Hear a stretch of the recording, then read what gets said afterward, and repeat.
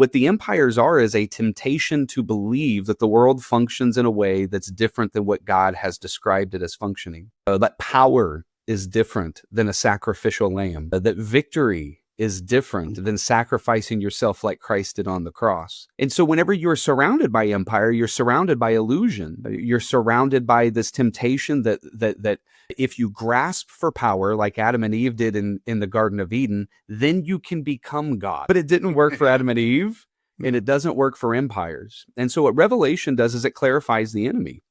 It basically says that the goal is to target the dragon and the two beasts, which is this unholy trinity that parodies God the Father, God the Son, and God the Spirit. And even though this trinity at the time of the end of the first century is using Rome, to destroy Rome just means you'll be courting another Babylon.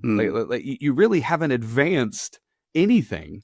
But whenever you convert that enemy into a friend, now all of a sudden, the kingdom of Satan starts to falter, where love of enemy in Revelation is a very big, like the Sermon on the Mount resonates through the book of Revelation in ways that we often don't see. But the empire intentionally pushes us into this delusion so that we can continue to perpetuate the kingdom by not knowing who the true enemy is.